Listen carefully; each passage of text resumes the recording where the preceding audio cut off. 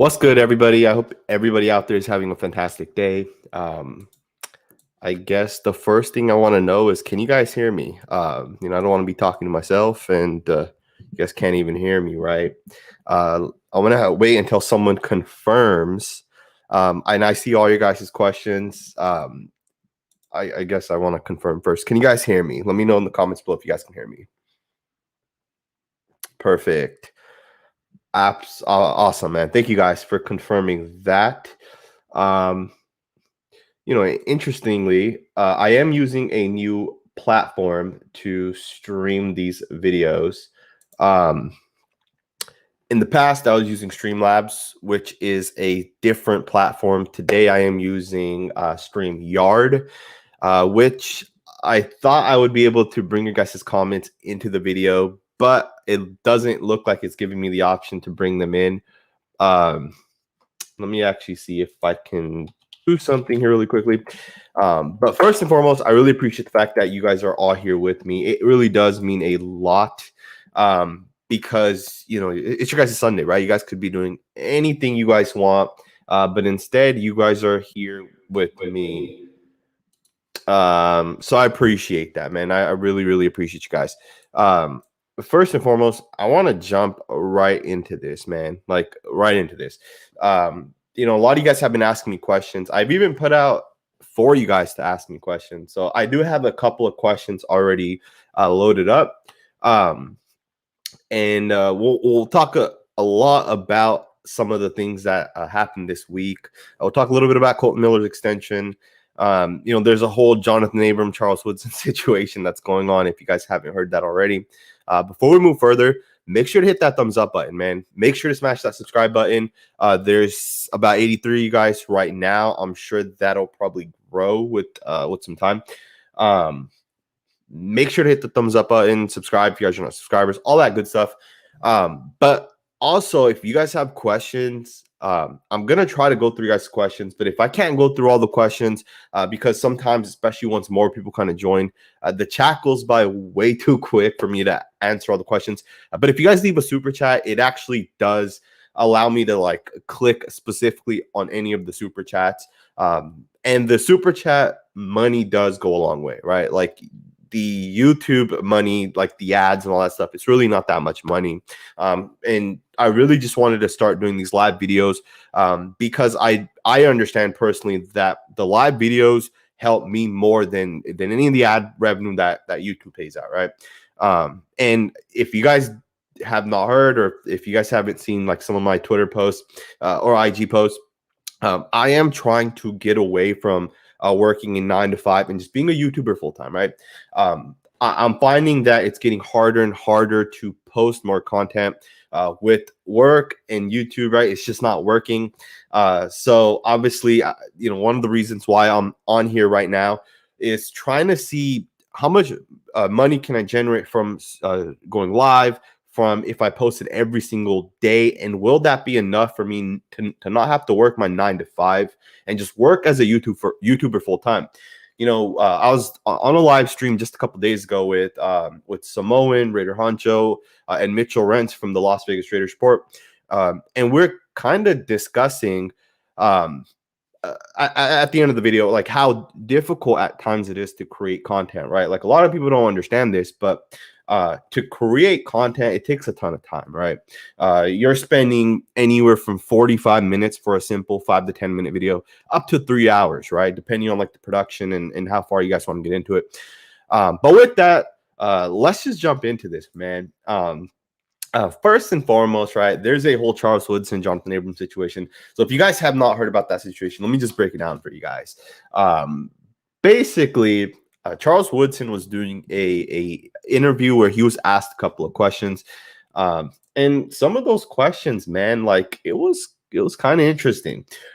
Woodson was asked about Jonathan Abram and if Jonathan Abram ever reached out to him. Now, I didn't even know this was going on. Someone on Twitter actually tagged me in it, so I appreciate you that to the dude that tagged me into it.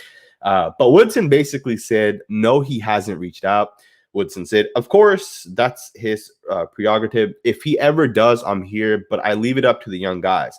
The thing about this game is sometimes you feel like right? Jonathan Abram never apparently reached out to Charles Woodson, according to Charles Woodson. And I apologize, the quote actually cut out here, but Jonathan Abram's agent actually responded to this, and this is where it kind of gets juicy, right? Charles Woodson's agent said, "Hey Woodson, Abram has been trying to get a hold of you," wrote Abram's agent, Trey Robinson. "He's striving to be great like you." Now, I don't have the screenshots. I tried to get them. I couldn't find them. But according to Trey Robinson, who is Jonathan Abram's agent, Trey Robinson actually responded with a screenshot of Charles Woodson basically leaving Jonathan Abram on red, right? It's interesting, man. So apparently this was the first time that Jonathan Abram reached out to Charles Woodson. And what you guys see on the screen is basically what was said. Jonathan Abram said real legends wore this number at Charles Woodson. And this was on April 26, 2019. I'm not 100% sure. I think that's right around the time that Jonathan Abram was actually drafted by the Raiders. So right after he was drafted, he reached out to Charles Woodson, and Charles Woodson never responded. Charles Woodson actually created some sort of video through the Raiders, and at that point, and this was the next day, Jonathan Abram said he thanked Woodson for a video welcome message that Woodson recorded through the team and mentioned he would like to get together for dinner and football talk. I actually remember that. I don't know if you guys remember that, but I absolutely remember that Charles Woodson reached out to Jonathan Abram, and there was like a video that was put out. I think Raiders Twitter posted it. And apparently there was no response again. Jonathan Abram then posted a happy birthday message to Woodson on October 7th, then shared a photo of specially designed cleats with Woodson's image, and Woodson once again never responded. That was the third time that Jonathan Abram reached out to Charles Woodson, and Charles Woodson never responded. And the fourth and final time, I had to for you, Abram wrote with the December 26th message, "I appreciate you paving the way." Obviously, he's probably just responding to something that Woodson most likely posted. Either freaking way, man. A lot of people haven't really picked this story up. Right now, I only saw the Las Vegas Raiders Journal and one or two other articles written. I think there's a chance that this story is going to start blowing up a little bit this upcoming week. It seems like Charles Woodson's not responding to Jonathan Abram, but at the same time, you guys got to understand, right? There is a small chance that Charles Woodson doesn't even manage his own Instagram or Twitter or whatever it is, right? Chances are he doesn't manage it, so he's probably never went into it to look for it. Because I can tell you guys right now, when you guys, if I'm not following you on Instagram and you guys reach out to me, there's a specific section where comments that are not approved go.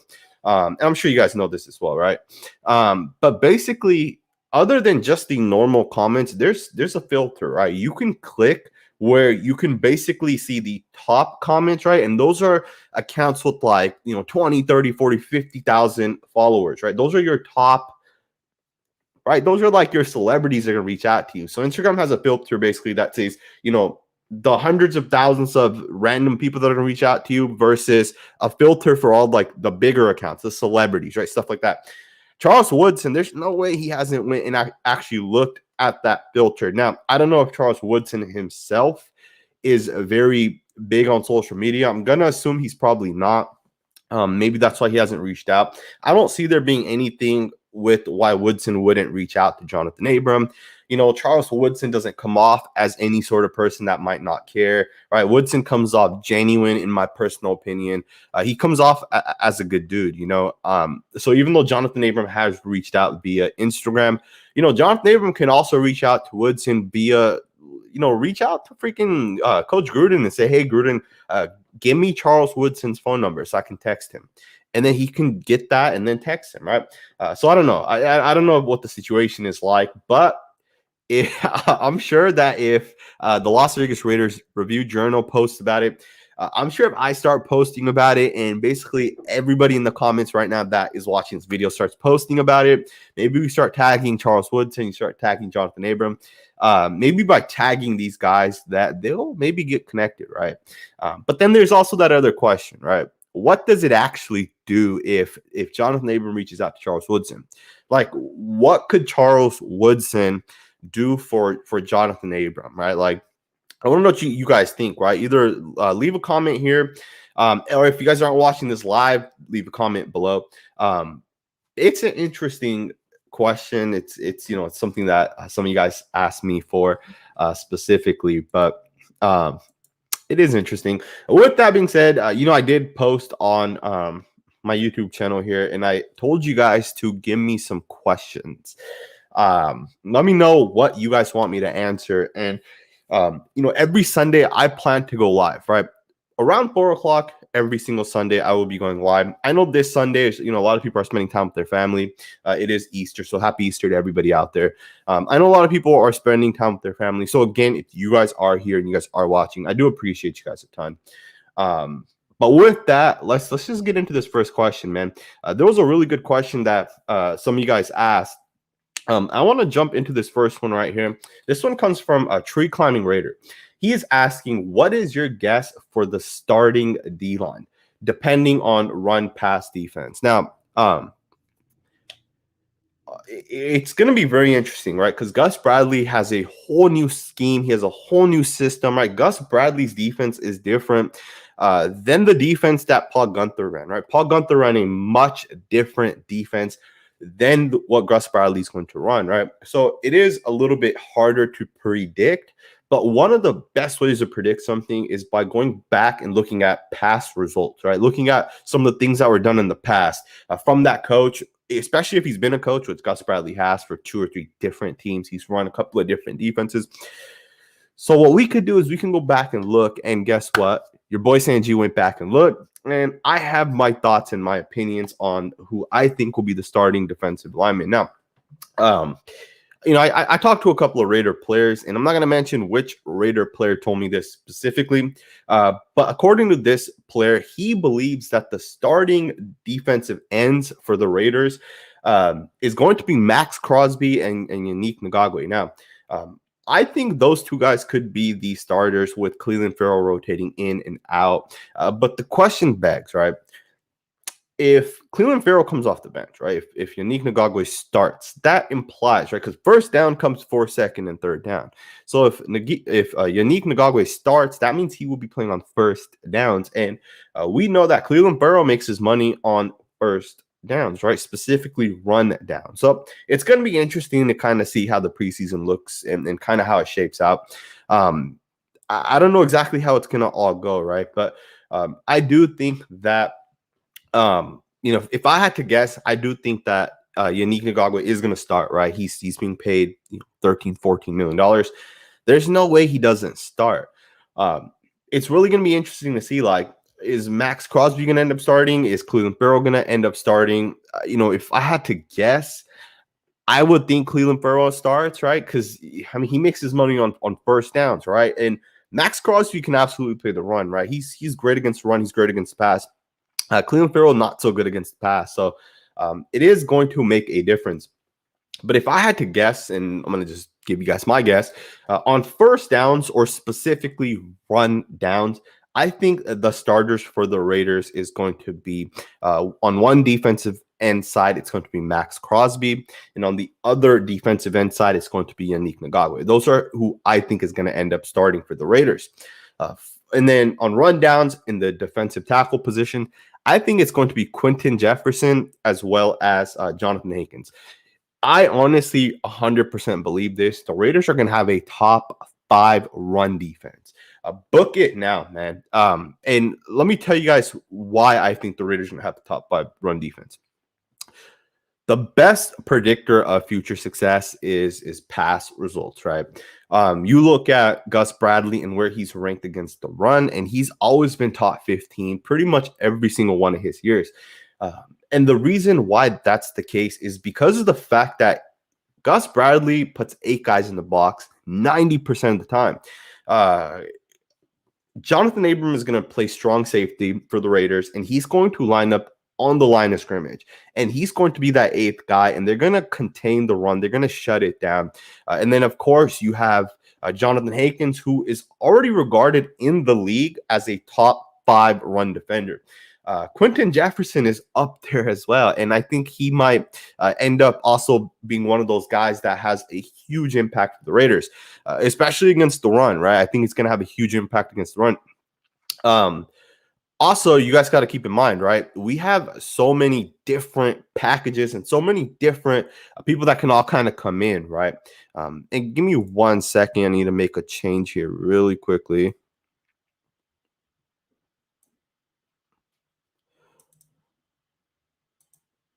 Perfect. Okay. So yeah, with that, I think those are going to be the run down defenders. But when it comes to pass rush, right? Passing downs, I think the guys that are going to be in there that are primarily going to be playing, it's going to be a mixture of Max Crosby, of course, on the outside, Yannick Ngakoue on the other side, with Cleveland Farrell on the inside playing that defensive tackle position. But other than that, I also think that other defensive tackle position is either going to be Quentin Jefferson, Solomon Thomas. Maybe you get a guy like Carl Nassib, right, that plays that position. Our NASCAR packages here is going to be nasty, right? Just keep that in mind. I think it's going to be fantastic this year. Maybe one of the better pass rushes in the league, right? And I know it's been a weakness of ours, but I do have a strong feeling that it's not going to be a weakness of ours anymore, right? I just have a gut feeling that it's not going to be that way. But with that, I also want to give a shout out on this first.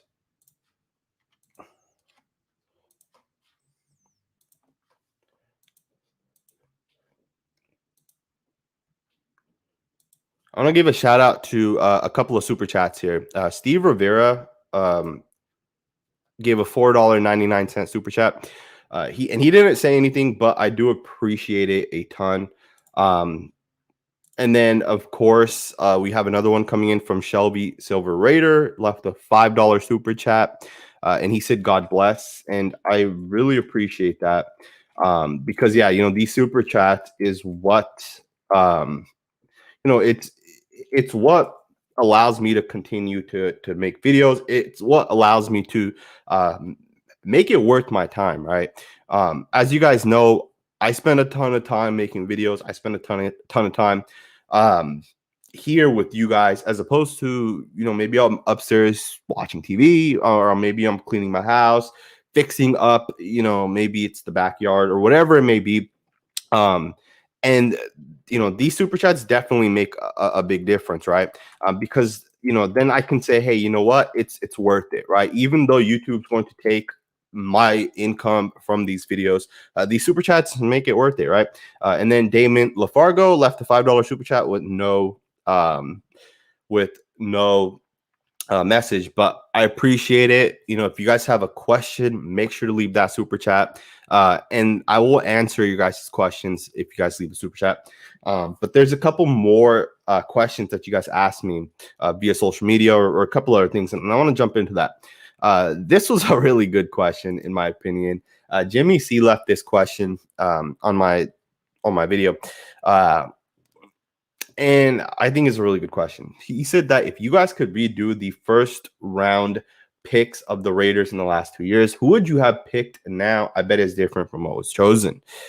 I want to know what you guys think first and foremost, right? Who would you guys have chosen? I have my thoughts and I have my opinions, but I want to know who you guys would have chosen. I don't want to tell you guys real quick. Let me know in the comments below. But with that, I'm also going to tell you guys who I would have picked. Okay, so let's get into this. All right, so we had 3 first-round picks in 2019. If you guys remember, right, in that year, I was a very, very, very high on a couple of picks specifically. And I already see the comments coming in. So if you guys remember this, in 2019, there was one player specifically that I was really, really high on, and that was Devin White. I really, really wanted Devin White.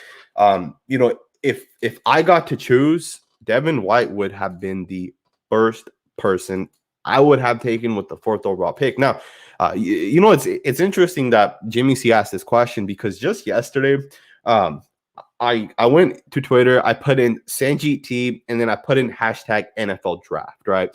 Because I wanted to go back a couple of years and I wanted to look at some of the things that I said, right? Some of the things that some of the players that I mentioned, and I wanted to kind of look into how right or how wrong was I. And a couple of tweets came out that were kind of revealing. First and foremost, I said the Raiders should take Devin White without a doubt.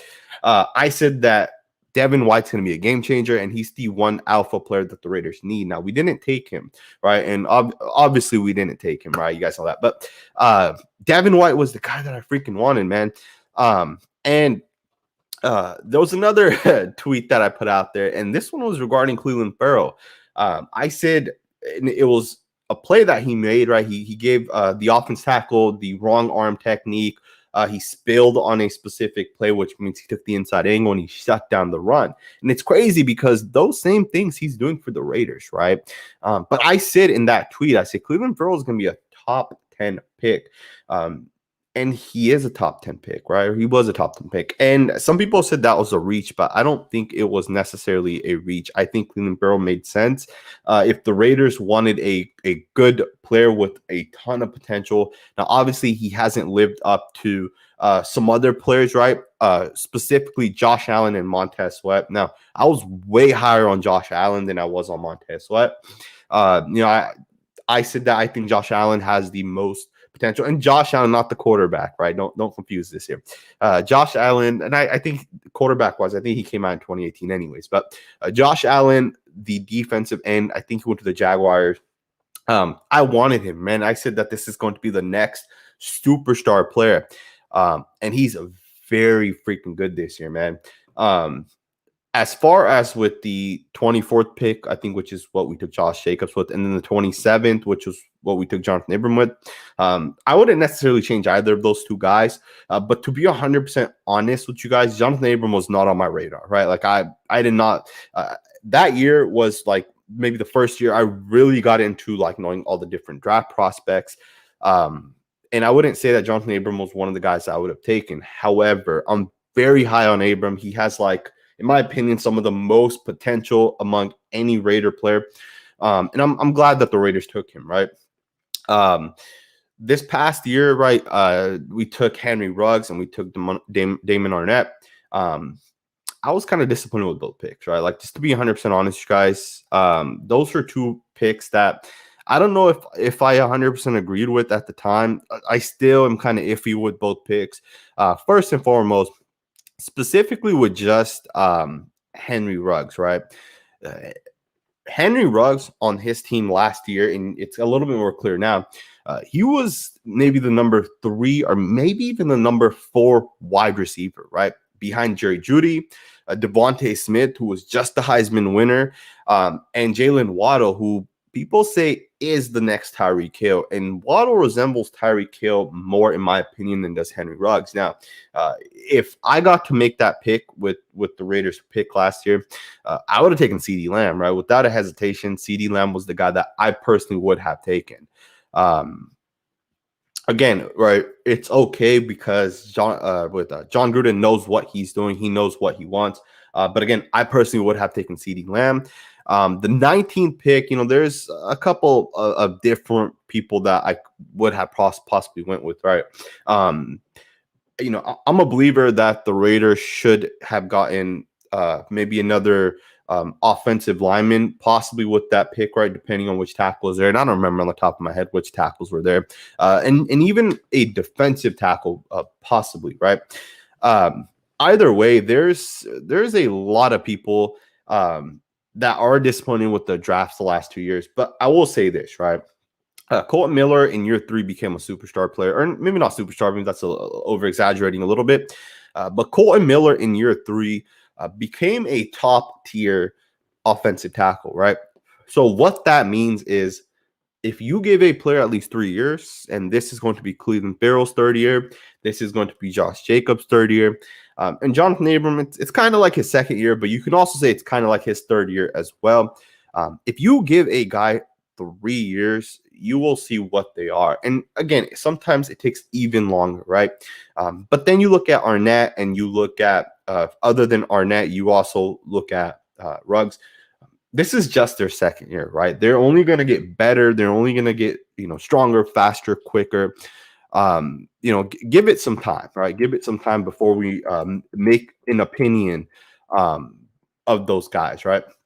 I want to give a huge shout out to SanjitRaider. He left a $2.99 super chat.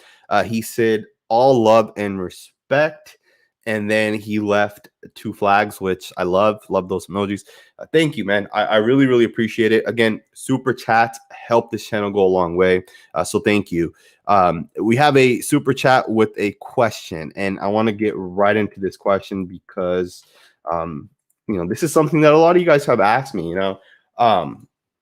Richard C left the first and foremost. Thank you for the $5 super chat. Said, do you predict playoffs this upcoming season? I say yes. So Raider Nation for life. I think the Raiders make the playoffs this year, man. If we don't make the playoffs this year, John Gruden might need to be fired. And I know we guaranteed him a 10-year, $100 million contract, but you don't get that much more time than what John Gruden has already had, right? At some point, you really have to think about, how much longer are we going to continue to wait? How much longer are we going to continue to, not make the playoffs? And here's the thing, right? What has kept us out of the playoffs? Let's think about it, right? What has kept the Raiders from being a playoff team? In my opinion, the one thing that's kept the Raiders out of the playoffs is our defense, right? It's not the offense. The offense is fantastic. The one thing that's keeping us out has been this defense over and over and over again. And 100% honest, you guys, I think the Raiders defense is going to finish somewhere in the top 15 in points per game. And then on top of that, I think we're going to be a top 5 run defense. Our pass defense, I don't think is going to be as great this year. I think our pass defense is going to lack this year, but that's okay, right? I think if you're a good enough run defense, if you're good enough at creating pressure, if you have a good D-line, you can win games, right? And turnovers, right? Turnovers are probably the biggest part that the Raiders are kind of missing right now. I predict the Raiders are going to make the playoffs this year, man. I want to know what you guys think. Do you guys think the Raiders will make the playoffs? If so, what's your guys' record prediction? My record prediction right now for the Raiders, I think we win 11 games, right? And typically that would be 11-5, but this year, because there's one more game, that's going to be 11-6, which kind of sounds weird, right? 11-6. But either way, I think the Raiders win 11 games and they get into the playoffs. I think the defense steps up and actually wins those games this year.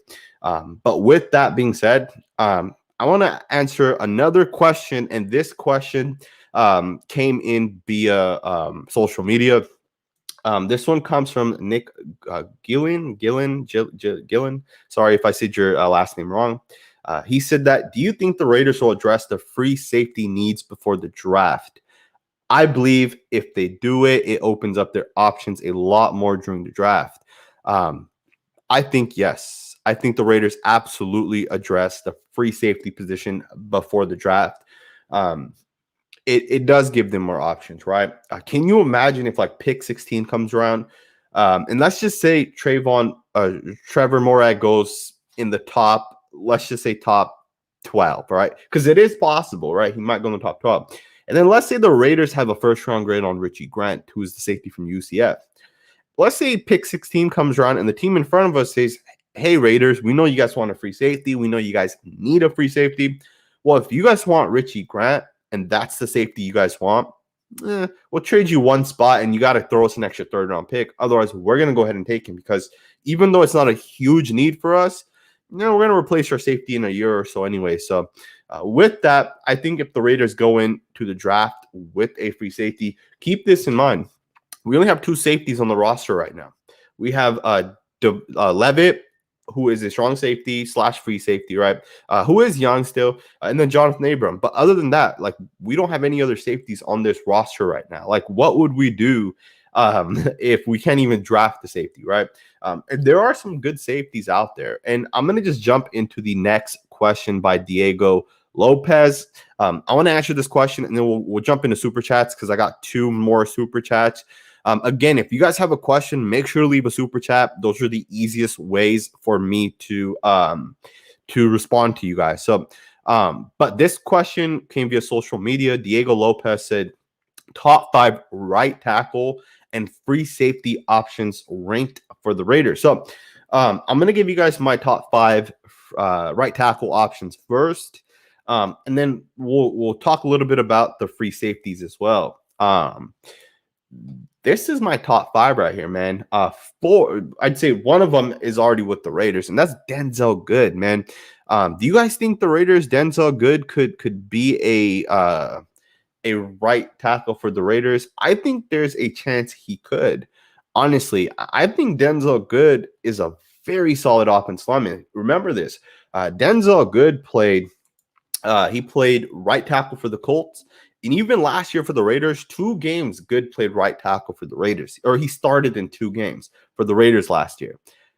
Denzel Good could be a right tackle, and he's already under contract, right? The other 2 players that are current free agents were both on the Kansas City Chiefs last year. Both of them did not play in the Super Bowl. One's Mitchell Schwartz and one's Eric Fisher. Now, I think Mitchell Schwartz is complimenting, or he's thinking about possibly retiring. I think he has some back issues, but I think chances are he comes back and plays, right? I think Mitchell Schwartz and Eric Fisher are great possibilities for the Raiders, right? I don't know how much money they're going to give. They're both kind of old, right? But they're short-term fixes for the Raiders if Denzel Good is not the Raiders option. Those are the only 3 guys, right? One obviously is with us already, but the other 2 guys that are current NFL right tackles. But let's just say Denzel Good is not the Raiders right tackle, and we're not going to pick a right tackle up. Well, then you have the rookie options, and we're going to discuss these rookie options right after I get a sip of water. All right, let's discuss this. So there's a lot of good rookies coming out this year. First and foremost, Penei Sewell is the I'd say like 98% of people think Penei Sewell is the number 1 tackle coming out. I love Penei Sewell, and if you guys don't know who that is, he's the current Oregon left tackle. Penei Sewell. The thing with him is he's really young right now. I think he's like 20 or 21 years old. So he's not only is he really young, but his ceiling is through the roof, right? His ceiling is Hall of Fame talent. That is his ceiling. Obviously, will he get there? We don't know, right? That's going to be part of his work ethic and all that good stuff. But right now, he is the one guy that people have his ceiling through the roof.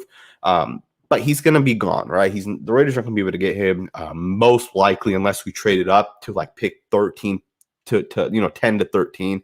But then the first option that the Raiders actually have a shot at is Rashawn Slater. Now, Rashawn Slater is the current left tackle of Northwestern. In 2019, he played left tackle. In 2018, he played right tackle. In 2020, he opted out. Now, most opt-outs are seeing their stock plummet. Rashawn Slater is the one tackle who hasn't seen his stock plummet. His stock has actually risen. I don't know how that's happened, but I would consider Rashawn Slater with 17 pick, but chances are he might not be there, right? 17 pick is the second half of the draft, right? Chances are Penei Sewell will be gone. Chances are Rashawn Slater will be gone as well. Now, the one issue with Slater, and the only one issue with Slater, is he's 6'3", right? So he's not that tall. He's not that long. Some people are saying he might be a better guard than tackle, and I'm sure he can play guard if it came down to it. But then you don't take that in the first round, right? Another option the Raiders have, and this is like the one guy that people have fallen in love with over the last, I'd say like 2-ish months, maybe less than maybe the last month. And that's Oklahoma State tackle, right tackle, or I should say swing tackle. That's Tevin Jenkins, right? Tevin Jenkins is super, super aggressive. I think he's 6'4", 6'5". So he's tall enough to play tackle in the league. He did 36 bench press reps, right? And his film speaks for itself. So if there's one player I want the Raiders to take, that's going to be Tevin Jenkins to play right tackle. And he's the Raiders' future tackle if he's there and if the Raiders want him. But then there's a couple other options as well, right? In the second round with pick 48, Samuel Cosme is a tackle for Texas. He's a possible option as well. there's a lot of options, right? Let's just put it that way. But I think the Raiders, if Denzel Good's not their future, I think the Raiders would be smart to take a tackle in the first 2 rounds. There's a lot of good talents out there. But let's get right back into super chats because I really appreciate you guys that are able to leave a super chat. It really does help this channel. And it really makes the content worth it, right? Let's get into this next super chat. This one comes by Aunt Six Soldier. I think that's how you say it. And I apologize if that's not how you say it. He said, I love your videos. Keep up the amazing work. Quick question. How much blame goes to Paul Guenther for our young players not being able to develop? Without a doubt, in my personal opinion, Paul Guenther gets, I'd say, like 97% of the blame, right? Here's the thing with that, right? Paul Guenther is not a great coach, right?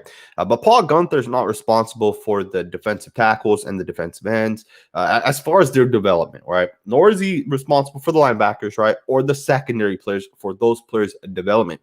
Those are the positional coaches, right?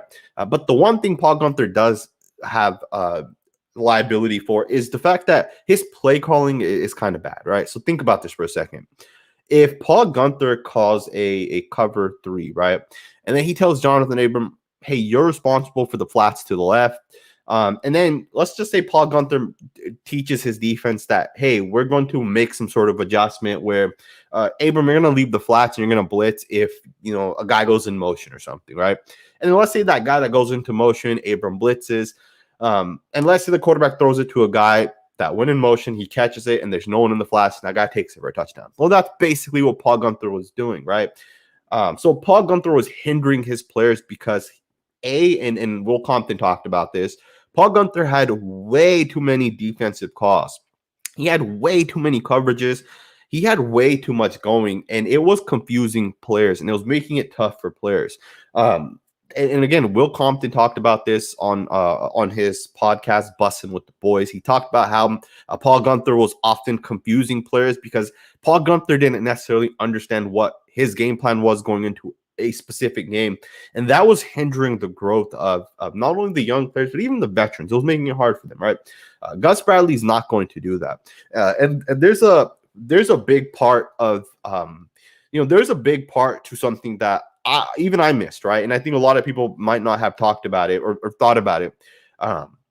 It's one thing if you're a defensive coach, you go to a team and you build a defense, a whole new scheme, a whole new system. You put a guy at, you convert a safety to corner, linebacker to, strong side linebacker to a weak side linebacker. If you're a coach that goes to a team and you develop a whole new system and scheme and it works and you have a top 10 defense, great. That's what Gus Bradley has done twice, right? Once with the Seahawks, once with the Chargers. He's went and built top tier defenses. Paul Guenther inherited a defense from Mike Zimmer, right? Mike Zimmer built the Bengals defense. Mike Zimmer went on to become the coach of the Vikings. And then basically Paul Guenther just managed a defense that the Bengals had already built. That right there is a thing that I personally missed, and I'm sure a lot of you guys might have missed as well. And with that, I think that is why Paul Guenther did not have success with the Raiders, because he didn't know how to necessarily build the defense, right? I hope that answers your question. That's a great question. And thank you for the $5 super chat. I really, really appreciate it. I want to jump forward and answer another super chat. This one is by Danny Garcia. Thank you, man. $14.99. That's a ton of money. So I really, really, really appreciate it, man. Danny Garcia asked a fantastic question. He said, what do you think about Trayvon Morag at number 17? And I don't know, is it his name? Is it Morag? Is that correct? Because that's how I feel like I remember hearing it from an NFL analyst. Or maybe it's Morag, maybe it's something else. I don't know. Regardless, what do I think about him? I think he's a good player, right? I think he could be a great fit for the Raiders, especially with the Gus Bradley defense. But here's the thing, right? I don't know how good of a player he's going to be. Some people said, oh, he's a superstar. He's the next Tyrann Mathieu. I don't see that on his film, right? And keep in mind, when some people say like, oh, I watched this guy's film or I watched this, they're not talking about the actual all 22 film.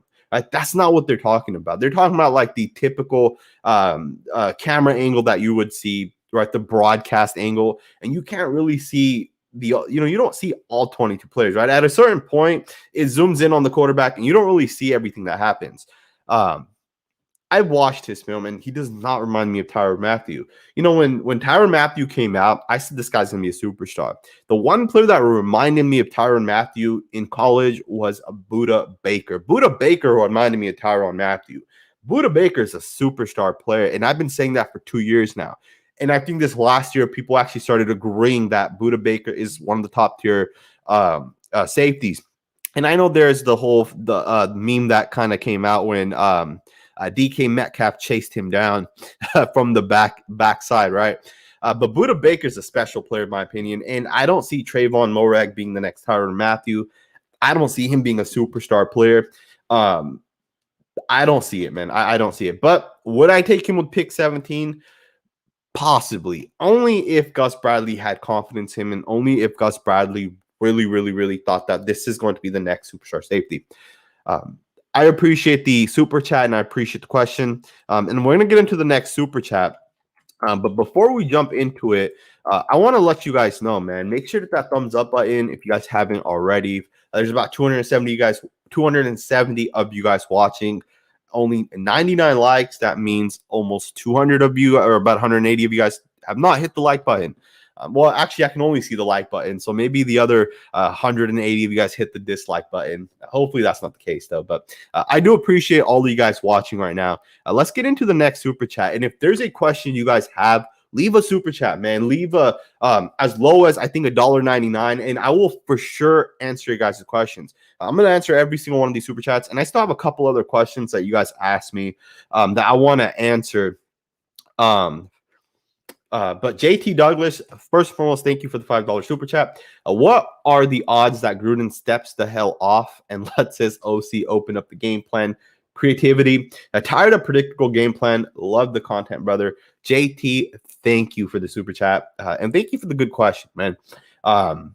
I think there's a 0.0000% chance that John Gruden steps back. And I don't agree with like the narrative, right? Like there is a narrative out there that John Gruden is like somehow, a bad offensive coach. His creativity isn't necessarily there.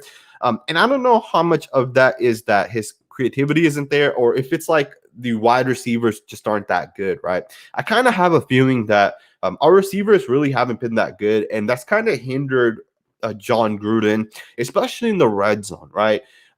Because you guys know this, and I know this. Our red zone offense is trash. Like it's very, very bad. And if the Raiders' red zone offense is able to get better, the offense in general gets better. I think last year we did still rank as a top 10 offense. Now, one of the things I would like to see John Gruden do is I would like to see him run a little bit different with the offense, right? I feel like having a fullback in the game makes no sense, right? The fullback position, and I like Alec Ingold. Don't get me wrong. This is nothing towards Alec Ingold specifically, but having a fullback in the game, I feel like really slows down the offense, right? You look at a guy like Sean McVay. McVay has 3 wide receivers in the game most of the time, and that's what I want to see the Raiders do. 3 wide receivers. I want to see the Raiders have 3 wide receivers in the game because our wide receivers, right? Could you imagine like last year it would have been Nelson Aguilar. This year it'll probably be John Brown. A mixture of Willie Snead and Henry Ruggs, running deep down the sidelines. Hunter Renfrow doing, his Renfrow stuff, and then Darren Waller being lined up with the linebacker, and then Josh Jacobs. You know how hard that is to stop, as opposed to having like Darren Waller in the game, who obviously is hard to stop, but then having like Jason Witten in the game and Alec Ingold in the game, like you're making your offense more easily able to be stopped. And I think that's an issue that John Gruden has. But at the same time, I do understand why we run the 21 personnel as much as we do, right? Or the 22 with 2 tight ends.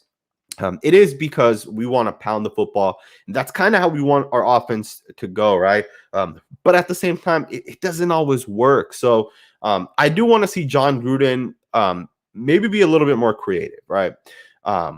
thank you again, JT, for the super chat. To answer your question shortly, I do not see John Gruden giving up any sort of play calling. I could see him maybe taking a little bit more, maybe getting a little bit more help from his offensive coordinator to design specific plays. There is a play where John Gruden ran a couple times, and then I started seeing other teams run it. Basically, the first time I saw it was against the Texans last season in 2019. I'll try drawing it up with my hands because that's the only thing I can really do while I'm live. But Tyrell Williams was on the right side. He was covered by Garrett Conley. He ran across the field like this. Darren Waller was coming like this, and then Tyrell Williams ran around Darren Waller and came back this way. And the corner tried going underneath, and it was Garrett Conley. He got beat. And that went for a touchdown. And I saw him run it twice the past season in 2019. And I think he even ran it once in 2020. But I saw a lot of other people running it as well. And it's a smart concept, right, to get your receivers to kind of loop around players, because it really doesn't happen that often. And I guess you can only do it if you have a good offensive line as well, right? Because you need time for that route to develop. But that play specifically hit for a touchdown. Tyler Williams on Gary and Conley, when we played the Texans last year. But again, thank you for the super chat. Again, if you guys could leave a super chat, I will 100% answer your questions. Let's get on to the next super chat. This one comes from Dustin Dick. He's left a $5 super chat, so thank you. I really appreciate it. Just a little something to thank you for the awesome content, bro. Thank you, man. I really, really appreciate it.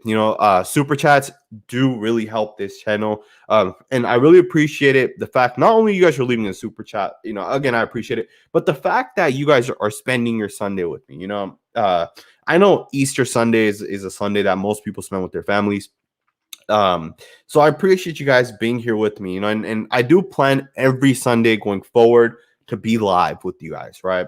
And if you guys have questions, you guys can always hit me up on Twitter, Instagram. I don't check Instagram as much as I check Twitter, right? Twitter, I'll probably be on top of it much quicker.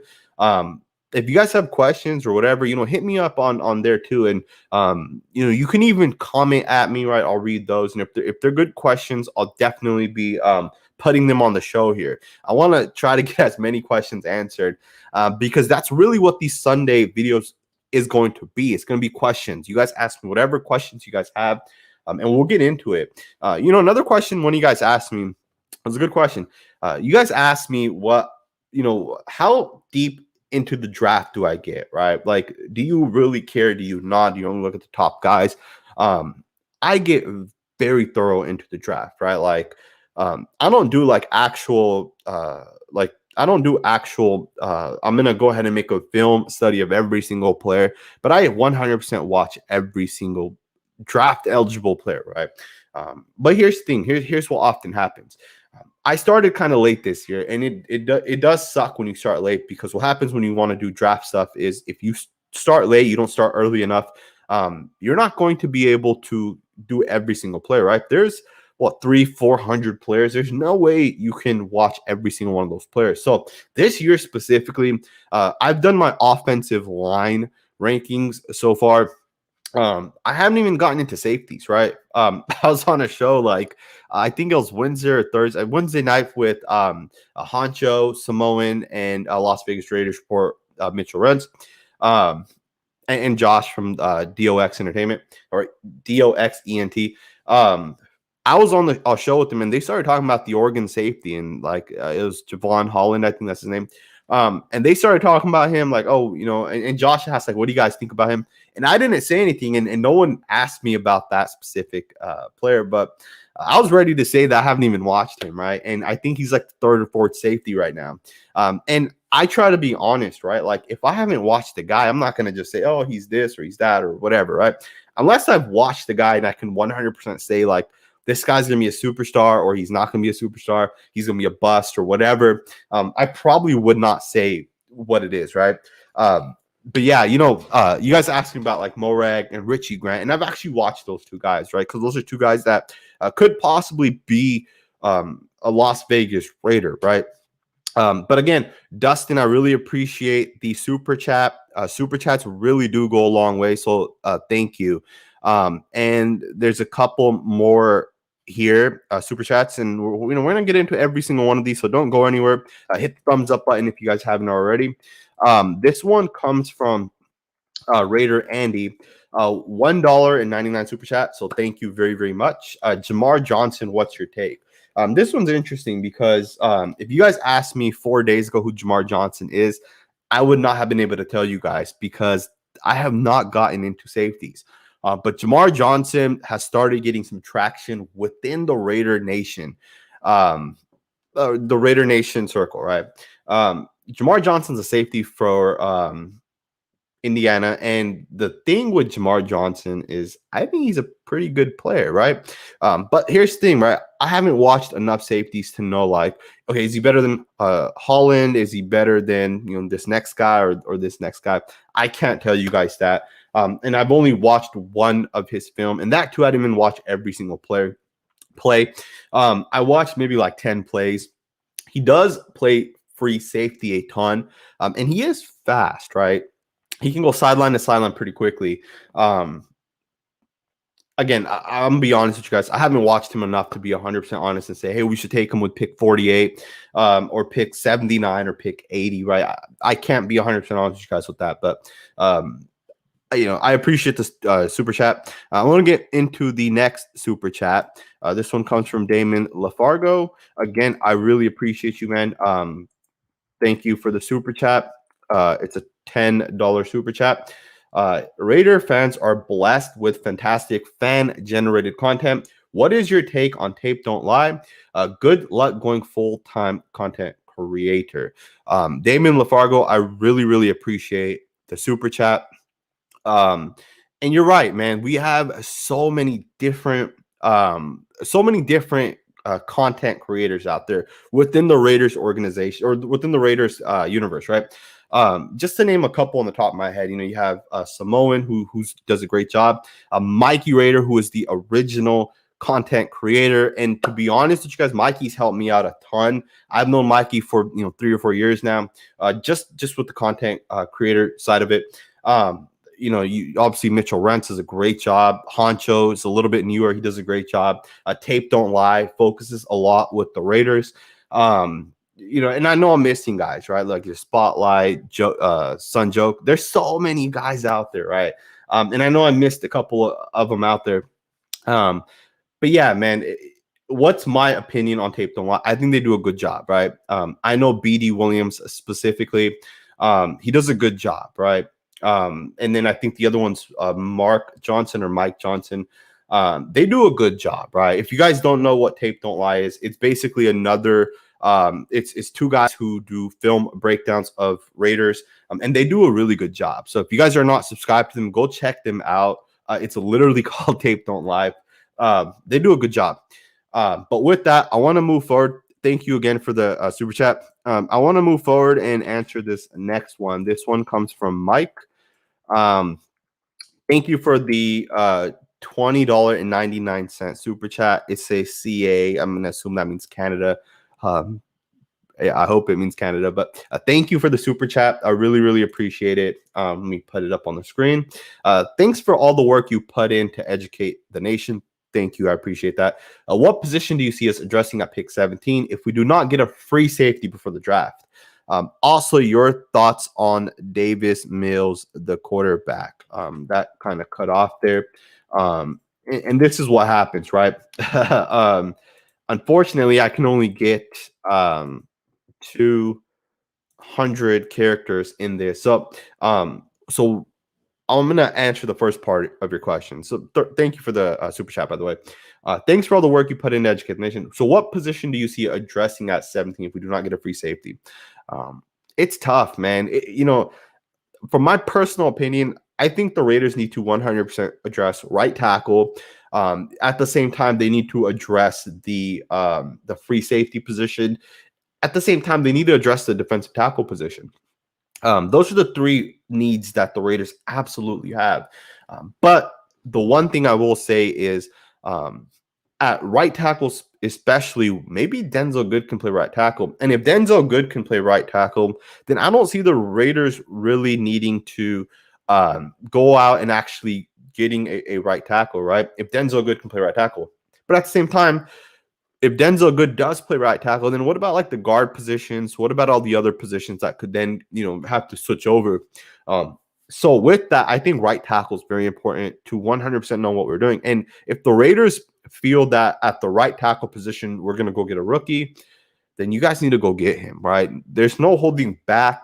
A rookie first-round pick is 5 years, right? You get 5 years with that guy. So a right tackle for 5 years would be great. At the same time, there's a lot of good right tackles out there, right? So right tackle would be a good position to address at pick 17. Free safety, of course, is good too, but I don't know if there's a ton of first-round free safeties in this draft, right? Safeties in general is a tough position, right? The second part of your question was, what are your thoughts on Davis Mills, the quarterback? I haven't watched him. With John Gruden. John Gruden's offense, he can absolutely have quarterbacks come in, learn the system, and be great, right? Like he can absolutely do that. Obviously, we have Derek being our starter, and then we have Marcus as the backup. I don't watch quarterbacks, to be 100% honest, guys. I'll watch a couple of the top tier quarterbacks. Specifically, I watch Justin Fields. And I love Justin Fields, man. I think Justin Fields is the best quarterback in the draft. I've watched Trevor Lawrence as well. But the thing with, when you have guys that play for Clemson, LSU, Alabama, it gets tough because you have all these 5-star potential superstar players, right? Tua is a great example, right? He does not look good. He looks like he's a quarterback that's lost. The Raiders played him and he was bad.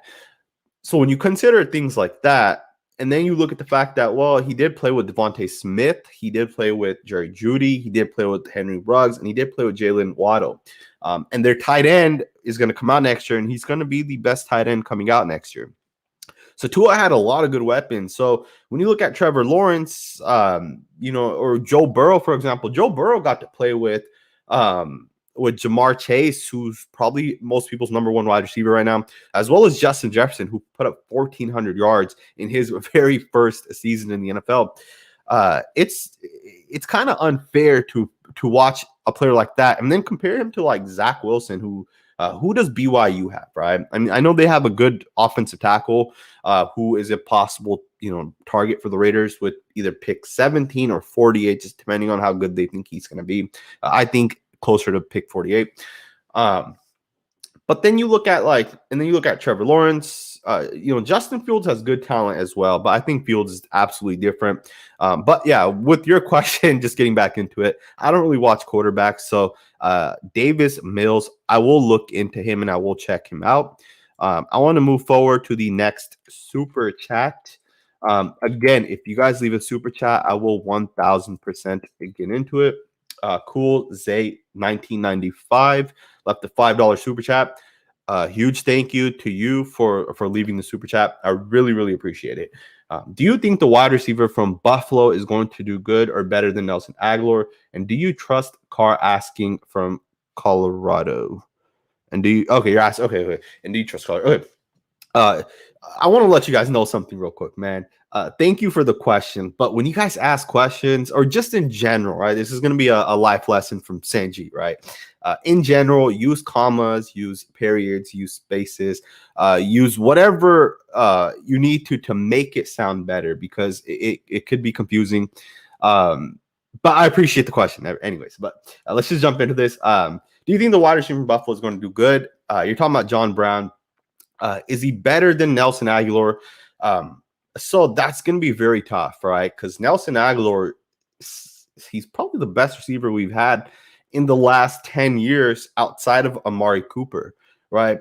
I think it's probably John Brown and then maybe Michael Crabtree, but John Brown's, Nelson Aguilar, I think back, is probably one of the best receivers we've had, right? Especially from a production standpoint.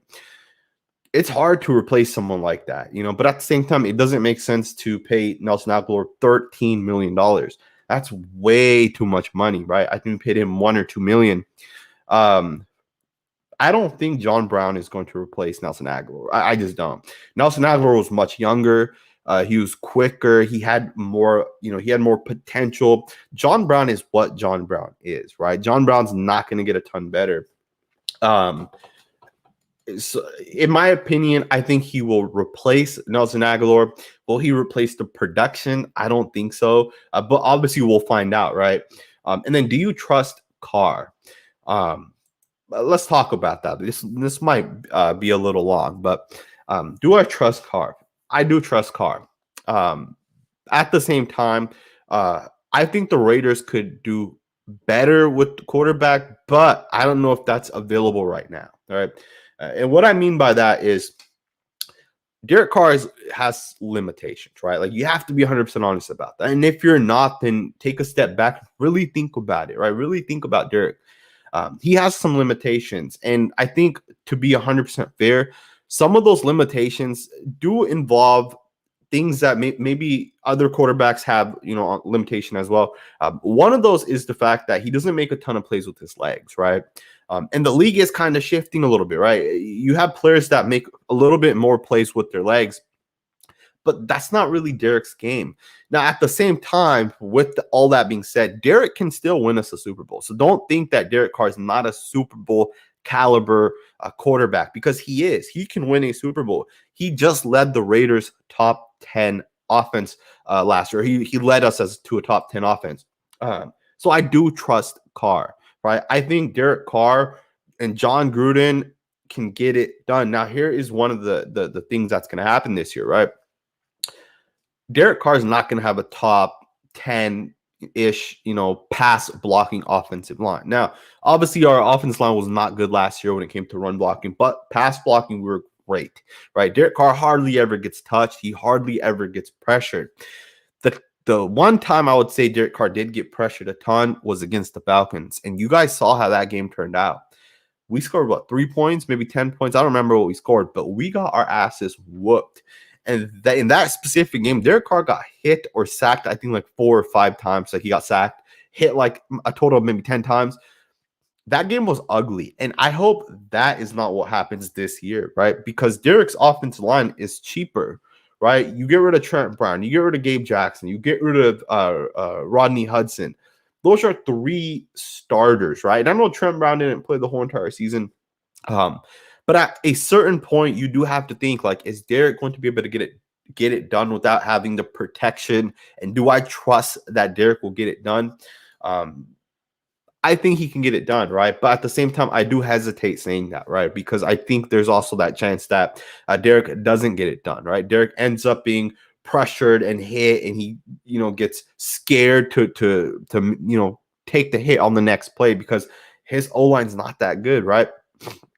Think about this. In 2018, right, Derek Carr threw for 4,000 yards.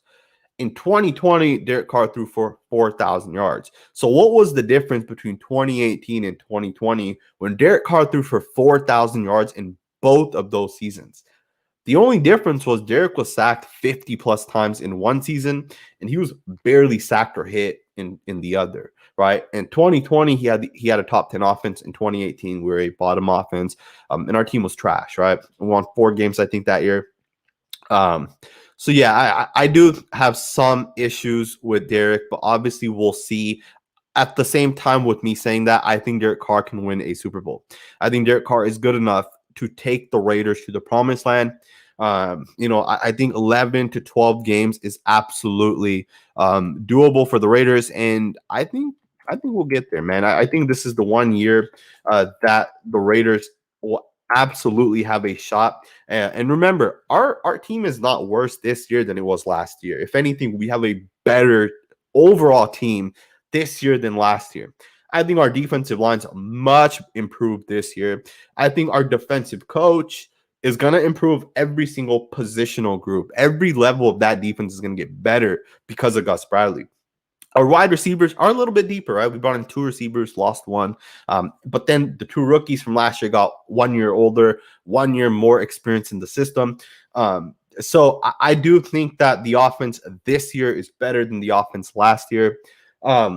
I do think that Josh Jacobs going into his 3rd year is going to be better. The one issue that we're going to have this year is how is the offensive line going to shape up? Who plays right tackle? Who starts at center? Those are going to be some of the issues, but I think those get worked out. I want to move forward to this next super chat. Jesse Rodas left a $19.99 super chat. What's up, Sanji? I just wanted to say thank you for all the work you put in the videos. And that was fire seeing you go live with Docs ENT, Simone Raider, Raider Honcho, and Mitch. And part of his quote here got cut off, but the rest of it says, we need more live videos like that. Happy Easter, bro. Thank you, man. Thank you very much. And Jesse's talking about the video. It was recorded on Wednesday night. I uploaded it to my channel on Thursday with permission from Josh. You know, I got really busy, man. Thursday, Friday, I didn't put a video out on this channel, man. So I actually just downloaded his video from Wednesday night. We went live, the four of us, and it was a good video, man. I actually had a fun time. You know, I typically don't go live that often. Going live is definitely harder for me, right? Because you have to put more work into going live. But the one thing that makes it worth going live is you don't have issues with like advertising. You don't have issues. You know, if you guys leave a super chat, those come directly to me, right? As opposed to like, you know, if I make a film study, chances are that YouTube, you know, I put in 3-4 hours of work. There's like a 50-50 chance that YouTube is going to just say, hey, we're going to take all the money from this. We're going to copyright your video. And then, you know, you put all this work in and then boom, there goes all your income, right? Thing with going live is I'm not using any NFL footage. I'm not using any pictures, any images. I'm not using anything other than literally just my face, right? And you can't copyright my face. That's on me, right? I really appreciate the $19.99 super chat. I will absolutely be going live more. I will absolutely do more videos with other people. I'll try bringing people onto this channel as well. Maybe we go live, maybe we don't. But I will 100% do more videos, especially live. I think it's, you know, it's a little bit easier once I actually have everything set up, right? I have to make sure, you know, all the stuff that you guys see on the screen is correct. So I do appreciate it, man. I do appreciate it. Let's jump forward to this next super chat. This one is Hell Dazed, I think. Hell Dazed. Let me put it up on the screen for you guys. Again, it is going to get cut off. Unfortunately, I'm limited to 200 characters on these banners, which kind of sucks. But I'm going to go ahead and read the whole comment. Hey, Sanjit, love your content, bro. Thank you. I really, really appreciate that. I try to keep up with them every single day. Keep up with them. That said, my question is, what will happen to Tanner Muse? You think Coach Gruden might try him at safety? Tanner Muse is an interesting situation, man. We took him in the 3rd round. All right, if you guys don't remember, Tanner Muse was a 3rd round pick. Remember, Orlando Brown Jr. a couple years ago was also a 3rd round pick. So what do I think will happen with Tanner Muse? So Tanner Muse did have a season ending. I believe it was a foot injury last year, and he didn't play, man. But this year, I think he's only going to play special teams. Like, I don't think Tanner Muse is going to have the impact that a typical 3rd round pick would have. But at the same time, I do want to say this. There's a chance that Tanner Muse is on the Raiders team for the next 10 years, 15 years. And he has a huge impact on special teams. And if that's his career, right? Like, let's say he plays 1 or 2 snaps a game, but primarily plays special teams for the next 10 years, and we re-sign him to the, you know, to the veteran minimum. At that point, the 3rd round pick is worth it. But let's just say he's a bench player for the next 4 or 5 years, and then we cut him and he never plays in the NFL again. At that point, he would be a bust. Now, I don't think that's going to happen. Tanner Muse ran I think it was a 4.4 140 at the combine. Don't quote me on that. Maybe it was 4.39, 4.41, something around there. His 40 time was fast, right? And he was a safety at college. But I don't think Coach Gruden is going to put Tanner Muse at safety. Tanner Muse is a weak side linebacker. He is basically what Nicholas Morrow and Corey Littleton are, right? Those 3 guys played the same position, which is crazy because we have 3 linebackers that played the same position. Of course, Nick Kwiatkowski is a true middle linebacker, but it's not a big deal, right? In the NFL, the league has shifted, right? the strong side linebacker, also known as the Sam linebacker, it's really not a thing anymore, right? Teams have gotten rid of the Sam position, right? Tahir Whitehead, who is a Sam linebacker, that's a dying breed of linebackers. There's not a whole lot of those guys will not be making it to the league, right? I think players like Anthony Barr, for example, they're good players, but I think their stock's going to plummet. And then guys like Corey Littleton, I think their stock's going to rise. You look at Isaiah Simmons, who came out last year, top 10 pick. He's looked at with all this hype. It's because of his coverage abilities, right? You look at Shaq Thompson 4 or 5 years ago, whenever he got drafted, it was his coverage abilities. And that was like the first time we saw this linebacker who was a safety in college convert to linebacker. And now he's a coverage linebacker. And then you got players like Corey Littleton coming in, right? And then you have other guys that pretty much did the same exact thing, right? They went from safety to linebacker. And then now you have players like Tanner Muse doing the same thing too, right? But I think Tanner Muse will be just fine. I think this upcoming year he is going to be, at least for the short term, a special teams player. I think in the long run, we'll kind of see what happens.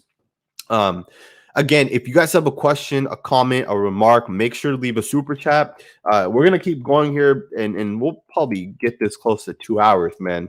But let's go into the next one. Dick Vatil said, first and foremost, thank you for the $9.99 super chat. You said Sewell, Slater, Jenkins, Darisaw, Vera Tucker, Cosme, Leatherwood, Raduns, Little. What's your order of these guys, and how many in the first round? First and foremost, thank you for the super chat. This is my favorite super chat of the day so far.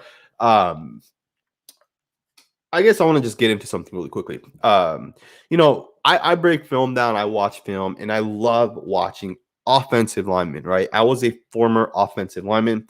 I'm actually going to be doing some offensive line. I'll be working with some coaches and some GMs, some scouts in the near future, and I'll have I'll make a video and I'll do like a full ass announcement. But since you guys have been with me for the last hour and 20 minutes, I'll let you guys just know, I guess, a little bit more. Basically, I love offensive linemen, so I'll be doing some offensive line work, maybe with some scouts, hopefully GMs in the future. But I'll be training to kind of get more technical, kind of understand all of the small things that basically what it takes to become an offensive lineman. There's some offensive linemen in the league that are specifically zone scheme guys, some, gap scheme guys, some guys that just are man-to-man guys. But yeah, my future is, YouTube, which is probably where I want to be full-time. But at the same time, maybe I become a coach, right? Maybe I start coaching football. Either way, I will always keep you guys updated, right? And I will always make content here. Raiders is my first passion no matter what. But yeah, let me give you guys my ranking real quick right here. First and foremost, I do think some of these guys are going to be playing guard. Specifically, Vera Tucker is a guard, in my opinion. Alex Leatherwood could be a guard, right? Some people think he's going to be a guard. A good friend of mine, Brandon Thorne, I talked to him a little bit about Leatherwood. Actually, he did a full interview with Leatherwood on his site. I think it's Trench Warfare. Don't quote me on that, but he talked to Alex Leatherwood, who he's a smart guy, man. He understands the game of football. Obviously, he's a great tackle at Alabama. But how many of these guys go in the first round? And then what's kind of my order with these guys? I think Vera Tucker and Raduns are both guards in the NFL. In my opinion, I think Sewell goes 1, Slater goes 2nd. I think Jenkins goes 3rd, man. I really think Jenkins is going to be the 3rd guy. And I say that because before Jenkins, right, like a month back, Christian Darisaw was the 3rd guy. I think Christian Darisaw ends up going after Jenkins. I think Jenkins goes before Christian Darisaw. So Sewell, Slater, Jenkins, Darisaw, and then and I'm only going to say offense tackles right now. I think Cosme would be I think Leatherwood goes after Darisaw, and then Cosme. There's a couple other tackles as well that could possibly go up there. And then I think Vera Tucker and Raduns. I think Raduns goes in the 2nd round. I don't think that's how you say his name, but I think Vera Tucker goes in the first round. I think he's going to be the first true guard taken. Don't be surprised, man, if the Raiders take Vera Tucker, man. There is a chance the Raiders take him in the first round. People say he's going to be a special guard, and that would assume that Denzel Good plays tackle, at least for the short term, and Vera Tucker could play tackle as well. He was a left tackle for USC this past season. Before that, he was the left guard, and the left tackle was Austin Jackson, who got drafted last year.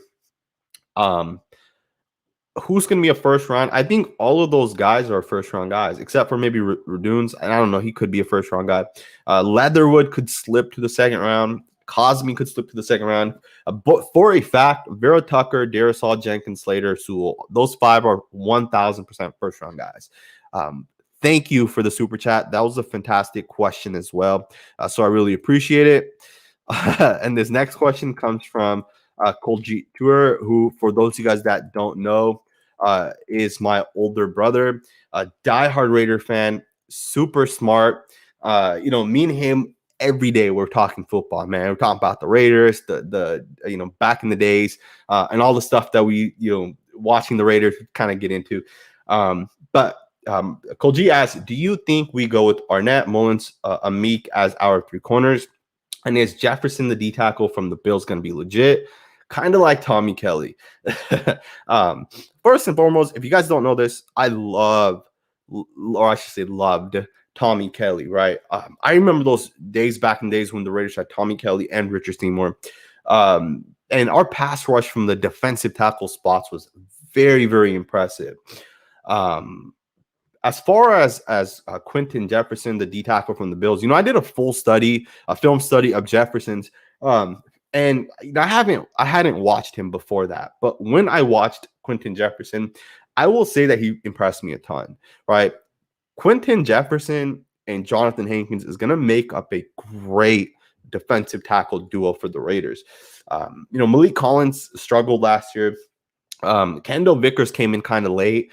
But I think between Kendall Vickers, Quentin Jefferson, Hankins, and then maybe throwing like Mo Hurst as well, I think those 4 guys are going to make a really good defensive tackle, interior defensive tackle. And I know we've probably been saying this for a couple of years now, but I think this is the real deal, right? I think these guys are really going to have an impact. Quentin Jefferson might be the best defensive tackle we have on day one. Like, Jefferson's a big dude, and I think he's going to be a fantastic player. Now, I think the Raiders at pick 17, if Christian Barmore is there, you take him. Without a doubt, Christian Barmore is the guy. He's going to be the next superstar defensive tackle. And I don't watch every player out there, but I have watched offensive tackles and offensive guards and centers, as well as defensive linemen. And I'm telling you guys right now, Christian Barmore is the next guy, and I'm very confident in him. And I'll tell you guys why I think he's the next, superstar player. Quentin Jefferson, Christian Barmore is 3 years removed from high school, right? 3 years removed. He's 17, 18 years old 3 years ago, right? He's a true, or actually, he's a redshirt sophomore, which means that his first year in college football, he ended up not playing, right? That was in 2018. In 2019, he was the backup to Raquan Davis, who I think is the defensive tackle for the Jaguars. I'm not sure where he went, but he's an NFL defensive tackle. He was the backup for Davis and Quinnen Williams, right? So you're not going to play a whole lot when you have those 2 guys. But he did play a little bit in 2019. But this past year specifically, he played a ton, right? He's a redshirt sophomore, so he's going to get so much bigger and stronger still, right? But think about this. He's 6'5.5", 315 pounds, and he can move well for being 6'5", right? He's going to get up to about 330 to 335 pounds. He'll be about 6'5", 6'6". So he's going to be a big freaking defensive tackle, and he's already a good pass rusher, but he's still raw. He's going to get so much better as a pass rusher.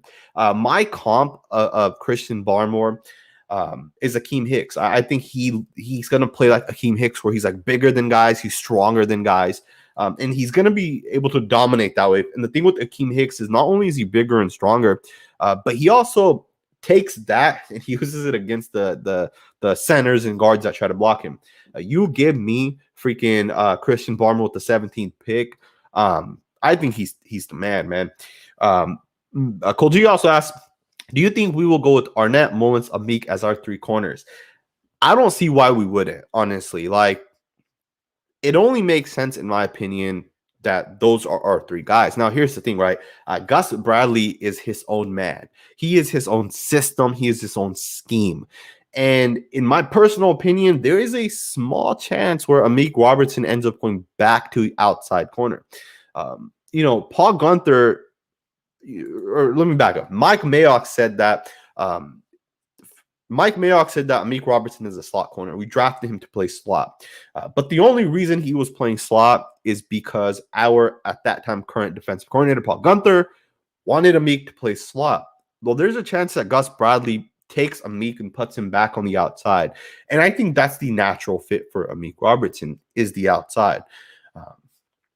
With that, I don't know if Amik is going to be the Raiders' long-term starting slot corner. Obviously, slot corner is the hardest position in the NFL right after quarterback. It goes quarterback is the hardest position, and then you have slot corner. It's the second hardest position because of what is being asked of that corner, right? As far as on the outsides, there's no doubt in my mind Trayvon Mullen and Arnett are the 2 starters on the outside. You have the high picks that we have invested in those guys. It only makes sense that those are the 2 guys that are going to be out there. I have more faith right now in Trayvon Mullen to be a great player than I do Arnett. But Arnett only had his rookie year, right? You see what a player is in his second year. From year 1 to year 2, you see that jump, right? So thank you, Coach Cheat, for the $10 super chat. Again, if you guys have a question and you guys want me to answer it, a simple super chat, and we will 1,000% answer that question. Let's get into the next super chat. This one comes from 808 Raiders. Thank you very, very much for the $5 super chat donation. Trade down for Jenkins, man. And thank you for the super chat. I don't think Tevin Jenkins is going to be there, man. I would be highly, highly, highly, highly surprised if Tevin Jenkins is there with that pick. If you trade it down, right? He might not even be there with pick 17, yet alone trading back, right? If the Raiders are confident in Tevin Jenkins, right? If Tom Cable has watched Tevin Jenkins and he's watched his film, and if Tom Cable feels like, hey, Tevin Jenkins is the man, you take him with the 17th pick. You even trade up if that's what it takes, right? Tevin Jenkins, in my opinion, again, I said this earlier, I would never comment without being 100% honest, right? Like Javon Holland, right? I mentioned this earlier, the safety from Oregon. I didn't watch his film, right? So if I was asked what I think about him, I would be honest and say I didn't watch his film. Tevin Jenkins, I've watched his film, man. Tevin Jenkins is going to be the next superstar tackle in the NFL. And, he was not on my radar. And 2 guys, 2 of my friends specifically, Brandon Thorne and Brett Coleman, both talked about Tevin Jenkins, and it pumped me up, man. Like when these guys started talking about Tevin Jenkins, I thought to myself, I got to go check this guy out. You put the film on, and this guy is scary. He's 6'6", right around 6'6", 335 pounds, and he did 36 bench press reps. And he's very technical, right? He has pretty good bend, but he just knows how to win, man. And honestly, in my opinion, he is a true Raider. So other than trading back, if you can trade up and take him, I would take him, man. I would take Tevin Jenkins if he's there. You're definitely not going to be being able to trade back and getting him.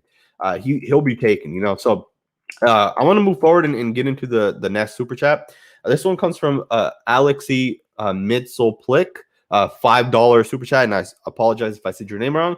Sanji, when are you dropping that OnlyFans? I will not be dropping that. I appreciate the $5 super chat. If you guys do want to support me on the side outside of actually just watching the content. I do have a members only part to the YouTube. Somewhere near, if you scroll down to where it says subscribe, or you would generally click to subscribe to someone, there should be a join button if you're on Android. If you're on Apple, I don't think Apple has the option for you guys to join and become a member. At that point, you guys would have to go to your web browser like Google Chrome or whatever, become members that way. But either way, if you guys can support me just by hitting that thumbs up button, liking it, subscribing if you guys are not subscribers, man, that's good enough for me, man. Let's move forward and let's get into the next super chat. I do appreciate the $5 super chat there. This one comes from Raider Rich, the next super chat. Now, just to say it again, if you guys have a question and I don't answer your guys' question, leave a super chat and I will 1000% get into it. And keep in mind, every Sunday we'll be going live, and I will be answering all of you guys' questions. Again, I really appreciate you guys watching. There's around 290 of you guys watching this live right now, and we're an hour and 32 minutes in, so it really does mean a lot. So thank you guys. Raider Rich, $5. Thank you very much. Said, what up, Sanjit? What week do you see DC get benched playing AFC North? DC ain't good in the cold. That's a good point, man.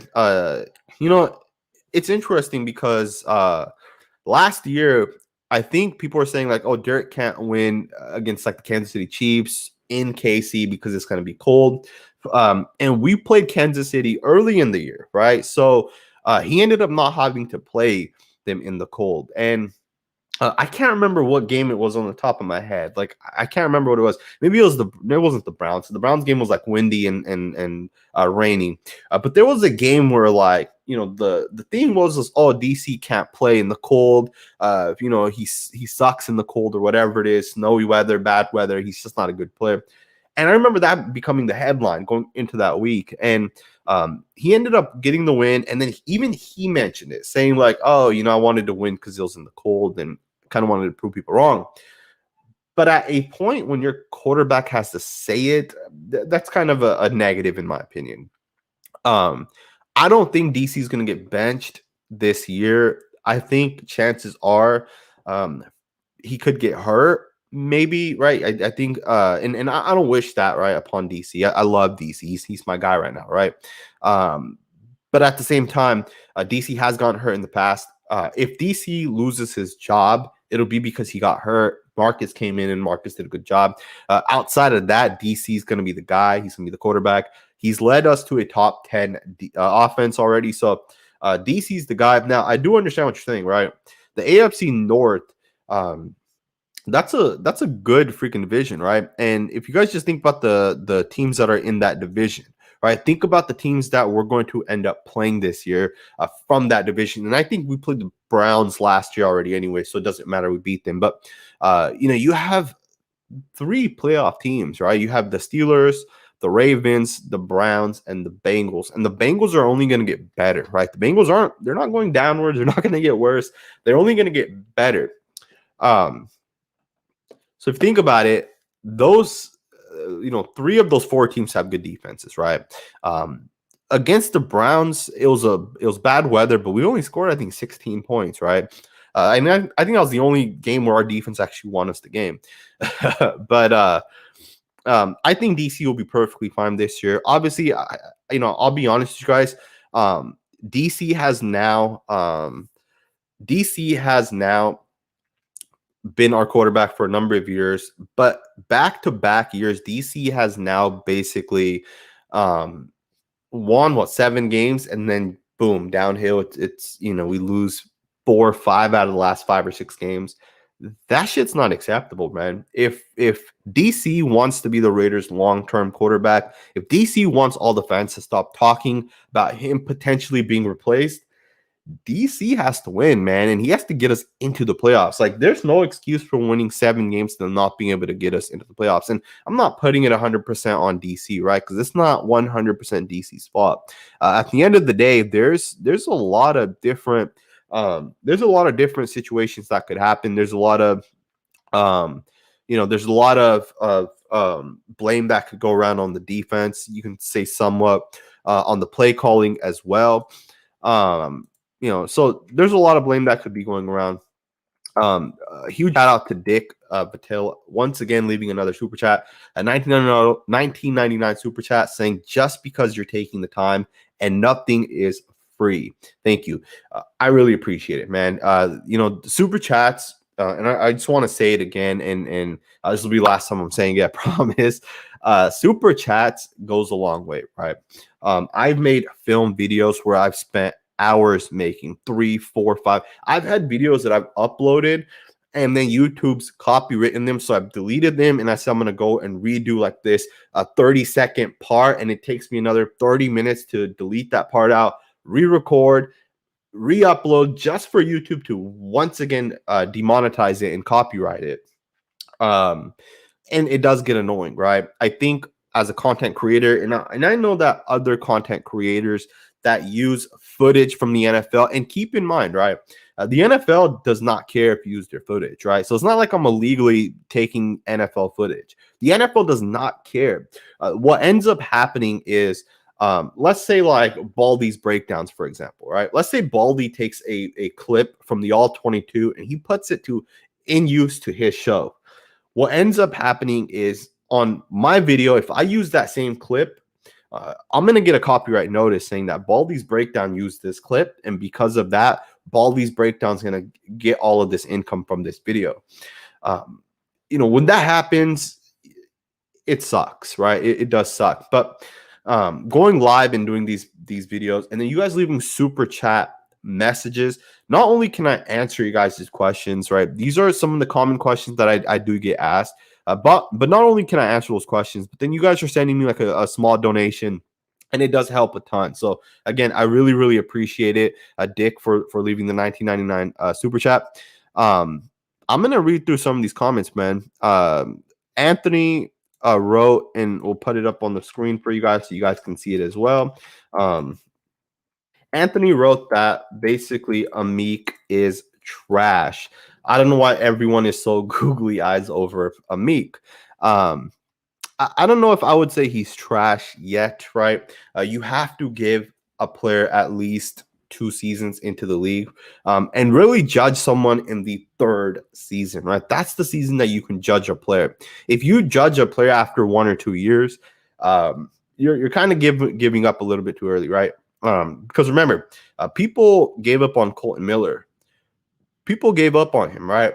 At the same time, I remember there was a time, and tell me if you guys remember a time where people gave up on Tom Cable, right? After I think Tom Cable's first year, they gave up like the offensive line that is gave up like 50 sacks. People gave up on Tom Cable, right? People give up after 1 year, sometimes 2 years. And I think that's the wrong way to kind of look at things, right? You should always give a player 2 years at the very minimum, because that second year, you compare that second year to the first year. And in that second year, you can really see, okay, this guy did this his first year, and this is the adjustment he made in his second year. So with that, I do think that Amik needs 1 more year, and we'll see what adjustments he's made with his game. At the same time, I didn't touch on this earlier, but Nevin Lawson was suspended, man. He was suspended 2 games for PED usage, and I want to talk about this. Nevin Lawson, man, if you guys remember, had a pretty good year last year. He wasn't a full starter. He wasn't a superstar or anything like that. But he was still a good player, right? Nevin Lawson was still a good player. He came in and he did some things pretty good, right? Like he would come in, he would break up passes, and he'd make plays. Now, at the same time, he wasn't a shutdown corner or anything like that, but he was still a good player, and he still did make plays. But he did get suspended for 2 games for PED usage. I don't know if he came out and he said anything or if he made an excuse, but I feel like every year that guy's getting suspended, and it's surprising. Like, I wonder why he hasn't been suspended longer. Right? I think this is his 3rd time being suspended, right? Wasn't he the same guy that was suspended for the first 4 weeks last year? I think he was, right? I think he was. So I'm surprised that he hasn't been suspended longer. Maybe this is his 2nd year, but either way, I do think that does make a difference for the Raiders. let me know what you guys think. Do you guys think Isaiah Johnson and Keyshawn Nixon could have an impact for the Raiders? Personally, I don't really see it with those two guys. I think they're good players that could probably come in a couple times. But I think out of the young corners, I think Amik Robertson has the most potential, right? Same with Arnett, but Arnett's not really, I don't really want to say he has potential because he should be a starter and he should be a contributor to this team. Same with Mullen. Those two guys are starters. And I don't want to talk about the potential of those two guys, even though I think they have a lot of potential. With that being said, there's another super chat, and I want to get into it. I will always answer the super chats. And I might end the video here in a second. We'll see if any other questions come through. But this one comes from Jose Morales. Thank you, man, for the super chat. I really appreciate it. You said love your content. Thoughts on Olivier Vernon? Yeah. So thoughts on him. I do like him, all right? I do like him. I liked him a lot when he was with the Giants. When he was with the Giants, I think he might have had a season where he had and don't quote me, 16 to 18 sacks. Or it was I think it was he had a lot of sacks. Maybe it was 14 sacks. He had 1 year where he had a great season, and then he ended up getting paid, and he gets hurt a lot. And I think that's his one Achilles heel. He hasn't been the same guy with the Browns. I know he's still a free agent. At this point, I feel like if the Raiders were to go get him, at this point, I feel like you're kind of just adding players to add players. I don't know if it really makes sense for us to add a player like that. I probably would stay away. I definitely want to see where Cleveland Farrell ends up with his development going into year 3, right? This is the year, right? This was the same thing we talked about with Colton Miller the year before. This was the year where we said, if Colton Miller does not make improvements in his 3rd year, we're going to label him as a bust, right? That was what we had said, right? I mean, that's at least what I said, right? And if you guys watch this channel, you guys know that's what I was saying.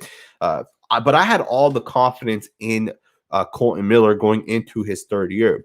I was saying that, hey, you look at his rookie year, and in the first 3.5 games, when he was healthy, he gave up 0 sacks. Then he got hurt. I think it was a knee injury, and he gave up 17 sacks shortly after that. But as he got healthier towards the end of the season, I think his last 4 games of the season, he did not allow another sack. So if you look at the beginning of Colton Miller's rookie year, the end of his year, and you use those parts only, I think a total of maybe 9 games, he allowed no sacks. Most of his sacks came in, I think, a group of 6 or 7 games. But then you look at his 2nd year, and even in his 2nd year, he allowed 7 sacks. If you allow 7 sacks and you're a 6th year player in the league and you allow 7 sacks, you're considered a crappy player, right? Or a crappy offensive tackle. Well, Colton Miller allowed 7 sacks his 2nd year. But we decided we're not going to label him a bust because we said that Colton Miller's a great run blocker. He knows what he's doing at the point of attack. He has quick feet, good hips, good fluidity. We had determined all of that of Colton Miller, and we said we're going to see in year 3 if he can put it all together.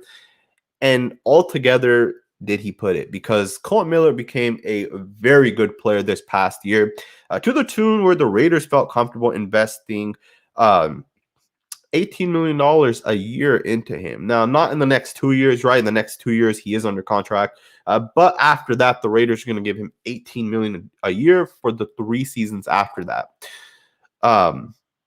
With that, I think Cleveland Farrell, I want to see what he can do going into his 3rd year. Max Crosby has 17 or 18 sacks over the past 2 years. His production's there. And at the same time, you have Yannick Ngakoue, who I think only came into the league in 2016. So he's still young as well, right? He has a ton to still continue to grow.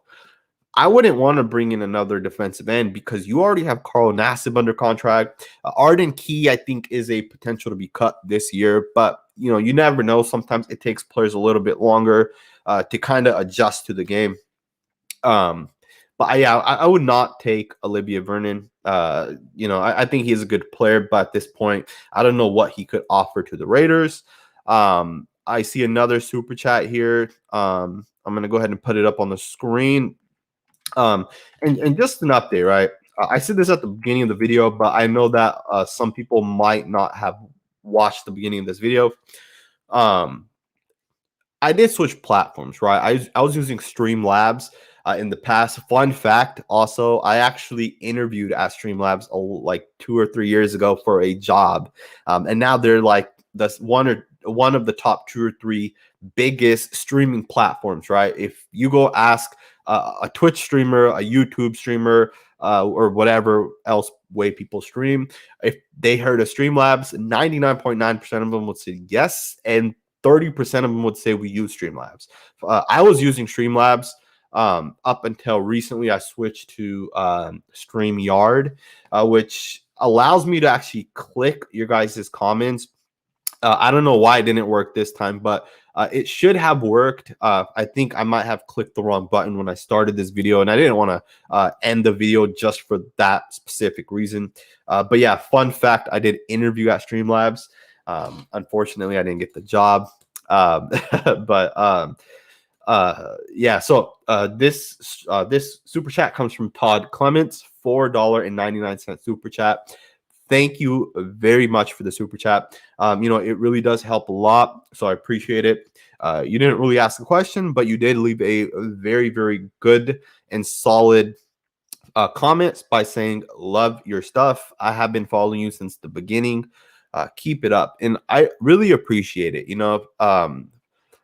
There's a lot of you guys that have been here for a really, really long time, right? Some of you guys have joined in maybe the last month, 2 months, 3 months, 7 months, 10 months, whatever it was, right? A lot of you guys have joined more recently, but there's a lot of you guys that have been here for 2, 3, 4 years. And I really appreciate all of you guys, because I wouldn't be doing this, right? Like right now I'm live and there's 287 people watching, and I don't go live that often, right? So it means a lot that if I do go live, you guys are willing to come in and tune in and watch me. Again, I plan to go live every Sunday going forward, because I want to talk about everything that happened like through the week. At the same time, I want to talk about if you guys have questions, I want to answer those questions. So again, I really appreciate it. I really appreciate the fact that you're here, interacting with this video. If it's not people like you, Todd, and all the other 290 people that are watching this video, you guys allow me to continue making videos. And I do want to get away from my 9 to 5, right? Because to be 100% honest, you guys, if I was a full-time, just making YouTube content, just making Raiders content, I think the content that I would put out would be a lot better, right? It gets tiring over and over and over again, putting out content where it's like, I spend 3 hours making a video, I put it out, and then it's like, well, now I have to work for 8 hours or 9 hours, right? It gets very, very tiring. And I've been fortunate that over the last year, I currently live in San Francisco. Over the last year, we have not been going into work. So basically the hour and a half that I would commute to and back home from work, I use that time to make YouTube content and make Raider videos. But sometimes what happens is I'll be making a video, I'm like 99% done, and then boom, some big Raider news happens, right?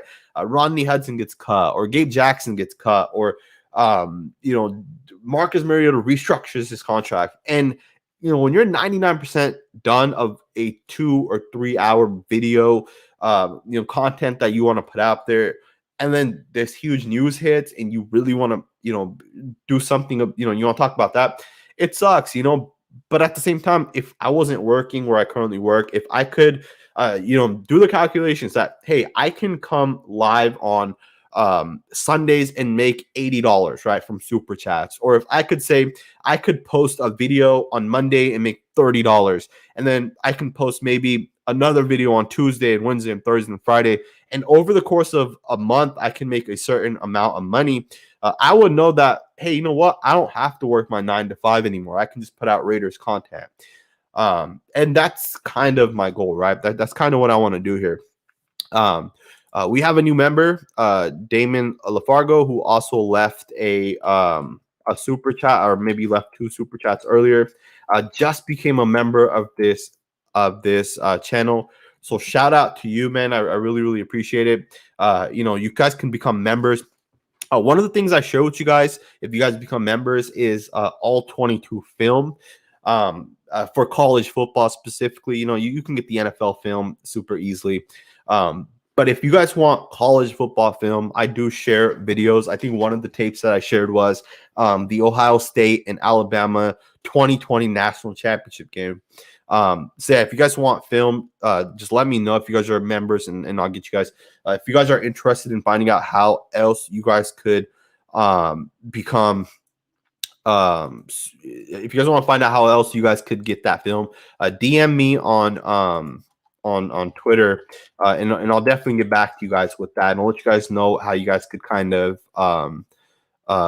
get film. There's another super chat, and I really appreciate it.